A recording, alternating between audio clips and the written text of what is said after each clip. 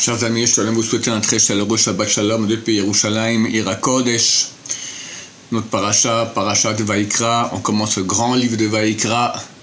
Ce texte que nous lisons au début de la paracha, c'est le texte qu'on fait lire aux petits-enfants lorsqu'ils arrivent pour la première fois de leur vie au Talmud Torah. Alors on leur lit ce texte-là parce que c'est écrit que les gens purs viennent s'occuper de choses pures. Parce que ce texte-là, il est des plus purs qu'il y a. Il parle des sacrifices qu'on fait à Hachem. Je ne vais pas vous en parler. Je vais parler plutôt de Shabbat prochain. Un petit briefing, parce que c'est un Shabbat compliqué dans la mesure où c'est la veille de Pessah. Alors, un petit briefing pour récapituler comment se passent ces moments-là. Je profite de ce message-là pour vous rappeler que nous voulons... on nous demande, en famille nécessiteuse, dans une grande pauvreté, nous demande une aide pour les fêtes. Parce que chaque année, on les aidait, et là aussi, ils nous demandent. Et Baruch Hashem, il y en a qui ont répondu, mais très très peu, on est très très très loin encore de l'objectif visé. Donc je vous demande vraiment de tout mon cœur d'avoir pitié de ces familles-là. Et c'est clair que celui qui donnera de façon généreuse, il sera béni par Hachem et il pourra rentrer dans la fête avec joie, sachant que grâce à lui, d'autres familles peuvent aussi rentrer dans la fête avec joie. Jeudi soir, on fait l'abdika, la vérification du Hametz avec bénédiction. Je rappelle que la bénédiction, c'est pas al-bdikat Hametz, mais al-biur Hametz. On peut la faire avec d'autres personnes si c'est difficile. Il faut qu'elle soit présente pendant la bénédiction et qu'elle pense être rendue quitte, et directement après on commence, sans parler, on commence la vérification. Durant toute la vérification, on ne peut pas parler de autre chose que les choses qui ont à voir avec la vérification. Et une fois qu'on a fini, sans parler, on fait, le maître de maison fait la lecture de Kol Chamira, c'est écrit en araméen, et s'il ne comprend pas, il doit le dire en français. Toute pâte fermentée qui est en ma possession, que j'ai pas vue et que j'ai pas éliminée, qu'elle soit considérée comme la poussière de la terre. On répète cela 3 fois.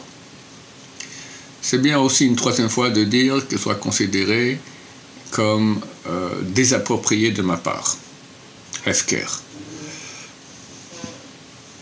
Je vous rappelle que cette vérification doit se faire de façon consciencieuse, bien vérifier tout, et bien qu'on a tout bien lavé, tout bien nettoyé pendant des jours et des jours. Il faut la faire comme il faut bien. Les grands sages, ça prenait plusieurs heures. C'est pourquoi, notamment moi-même, je le fais ainsi, parce que c'est trop dur de faire toute la maison en une soirée. Je commence déjà les jours d'avant. Les jours d'avant, tu as nettoyé une armoire. Ok, après que tu as nettoyé bien, tu fais une vérification. C'est différent nettoyer, c'est différent vérifier. Parce que, par exemple, une fois, il m'est arrivé lors de la vérification de trouver une bouteille de bière. Que fait une bouteille de bière dans l'armoire? Eh bien, c'est pas sale. Les femmes, d'habitude, quand elles font le nettoyage de Pessah, c'est du nettoyage. Elles nettoient toute la maison. Mais pas toujours, elles recherchent le Hametz.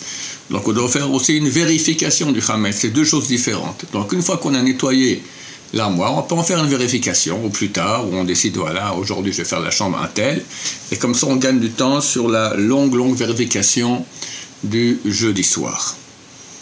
Vendredi matin, on va brûler le Hametz comme toutes les veilles de Pessah, vers 10h, 11h du matin. Maintenant là, il y a 2 options.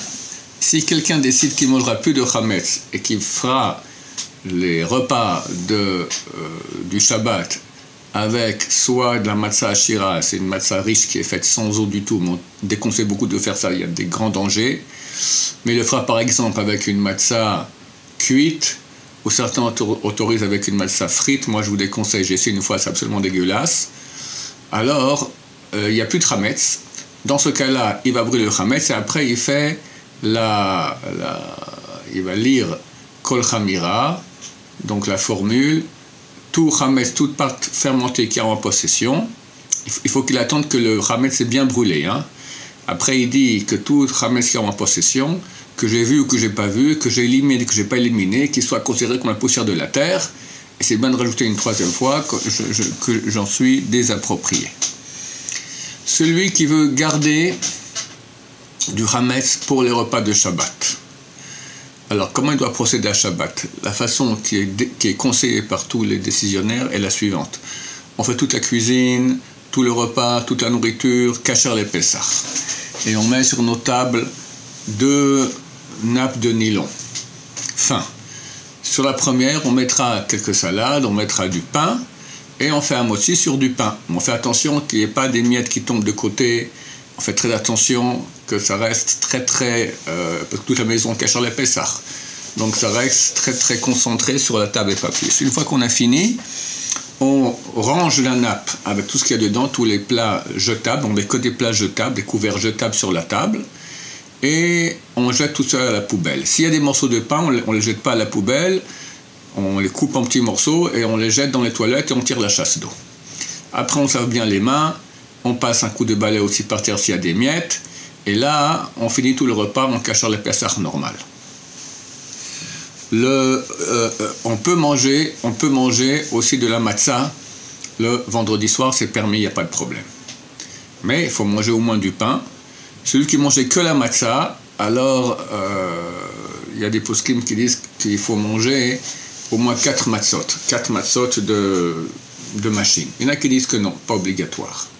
Chacun fera comme il veut.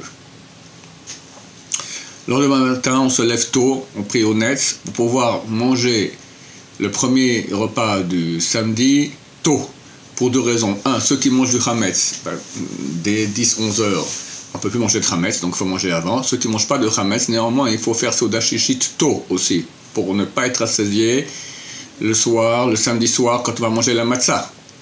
Donc dans tous les cas, il faut manger le deuxième repas de Shabbat, qui est le premier du samedi matin, tôt.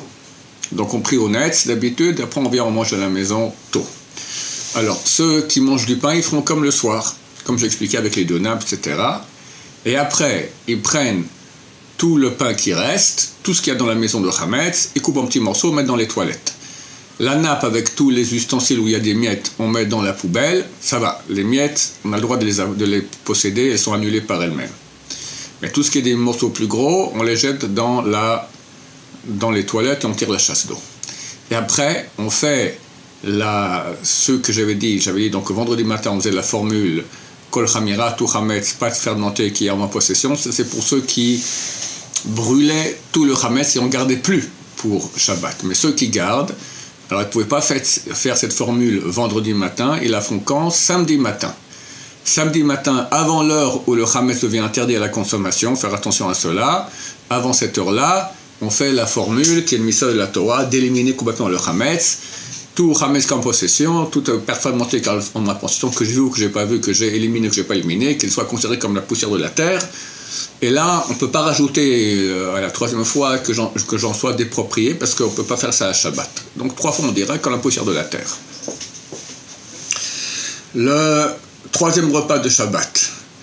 Alors il y a 2 solutions. La meilleure d'après Halacha, c'est manger une matzah cuite dans du bouillon, qu'on aura cuit dans du bouillon déjà avant Shabbat, bien sûr, parce qu'on n'a pas le droit de cuire du pain dans du bouillon pendant Shabbat. Mais avant Shabbat, on fait cuire une matzah entière dans du bouillon. On fait attention qu'elle reste ou entière, c'est le mieux, comme ça on peut faire la bracha sur une matzah entière, soit au moins qu'il reste un kazaït. Un kazaït, c'est environ une demi-matzah de machine. S'il y a moins que cela, la bracha n'est plus à motzi, elle est mésonote. Mais s'il y a au moins une demi-matzah de machine, la bracha, elle est à motzi lechem min haaretz. Et on fait à motzi lechem min haaretz sur cette demi-matzah. C'est bien de manger au moins une quantité d'une matzah entière, ça fait kabetza, 2 kazetot, pour la Seuda de Shabbat. Et ainsi, on a fait à motzi, birkat Amazon, en Seuda Shishit, qu'on fait tôt. On n'a pas le droit de le faire dans les 3 heures qu'il y a avant le coucher du soleil. Il faut le faire avant. Ça fait vers 2-3 heures de l'après-midi. Comme ça, on fait Seuda Shishit. C'est bien auparavant d'avoir fait déjà Mincha. C'est bien de faire après la Kabbalah. C'est bien de faire Seuda Shishit après Mincha. Il y en a qui font aussi des matzot frites. Ça aussi, il faut les frire avant Shabbat. Et de nouveau, je déconseille. C'est dégueulasse. C'est vraiment pas bon. Par contre, dans le bouillon, c'est tout à fait mangeable. Ceux qui ne veulent pas faire tout cela, alors ils font Souda Shishit avec d'autres aliments. C'est bien qu'il y ait des dates. Les dates, d'après certains avis, c'est considéré comme quelque chose qui nourrit, c'est comme un repas. Donc on fait un repas normal, salade, si quelqu'un a mangé de la viande, poisson, tout ce qu'il veut, mais qu'il y ait aussi des dates si possible. C'est pas obligatoire, mais c'est bien. Après, on va prier à la synagogue et on n'a rien le droit de faire pendant Shabbat comme préparation pour le soir du Seder. On ne peut pas préparer la table, on ne peut pas mettre les couverts, on ne peut pas... La matzah du soir de Pessah, sur laquelle on fait la matzah shmura, sur laquelle on fait la bénédiction à la chilat matzah, elle est mouktsé. Les autres matzahot, elles ne sont pas mouktsé parce qu'on peut donner ça aux petits-enfants qui sont encore jeunes, donc c'est pas mouktsé. Mais la matzah shmura qu'on utilise pour le soir de Pessah, pour faire la mitzvah de Oraita, de la Torah, de manger la matzah, elle est mouktsé pendant Shabbat. Donc faire attention de ne pas la bouger. D'après le Rav Ovadia Yosef, déjà un quart d'heure après le coucher du soleil, on peut commencer à préparer la table, mais on n'a pas le droit de faire des choses qui sont interdites à faire pendant Shabbat. Donc on peut mettre les couverts, on peut passer un balai si c'est pour nettoyer, on peut arranger les chaises, etc. Tout cela, mais on n'a pas le droit de faire des choses qui sont interdites à faire pendant Shabbat. Et dès que Shabbat est sorti, alors rapidement on commence à faire tout ce qu'on peut pour que la table soit prête lors du retour des hommes de la prière. Ceux qui font Rabbeinu Tam, alors ils pourront faire tout ce qui est interdit à faire pendant Shabbat, des Rabbanan, mais pas ce qui est interdit de la Torah. Les femmes vont attendre que Shabbat soit sorti pour allumer les bougies de Yom Tov. Si elles font Rabbeinu Tam, elles attendent le moment de Rabbeinu Tam pour allumer les bougies. Bien sûr, on allume en faisant passer une flamme d'une flamme. Donc il faudra impérativement acheter une bougie qui tient pendant 26 heures, voire 48 heures, et à partir d'elle, allumer les bougies de Yom Tov. Il faudra aussi préparer des petites bougies liées ensemble pour la Havdalah, parce qu'au milieu du Kiddush, on fait la Havdalah. Donc c'est bien de préparer cela avant Shabbat, et lors de la Havdalah, du Kiddush, on allumera ces petites bougies sur lesquelles on fera la bracha, Baruch Ata Hashem, Melech HaOlam, Boré Maoré Haesh. Je vous rappelle que la prière du samedi soir, donc le Harvit de Yom Tov est la prière la plus haute de toute l'année. Il n'y a pas plus haut que cela. On va faire lentement avec beaucoup d'intention. Et puis, tout le monde, y compris les femmes, disent le Hallel avec bénédiction, avant et après, le Hallel complet. C'est la seule fois où on dit le Hallel complet, une nuit. C'est une très grande nuit, celle où on nous a sortis d'Égypte. On espère que cette année, on y sortira aussi de la Galoute. Tout va dans ce sens-là. L'Amérique s'apprête à attaquer l'Iran. Sachez qu'il est écrit que lorsque l'Iran tombe dans les mains de l'Amérique, Mashiach vient. Et il est écrit aussi que l'Amérique doit faire un grand crash économique. On est très proche de cela aussi. Donc tout va dans ce sens. On espère que ça sera... Normalement, la fin de Amalek doit avoir lieu Shabbat prochain. Le 14 du mois de Nissan. Comme ça, c'est écrit dans le Zohar Kadosh. Sinon, tout le mois de Nissan est bon pour la Géoula, mais on espère que ça sera... déjà Shabbat prochain. Je vous souhaite à tous un Shabbat Shalom, plein de bonheur, plein de sainteté. Et le Hachem qu'on entende très bientôt des bonnes nouvelles pour tout Am Israël. Amen va Amen, Shabbat Shalom, Umvurach.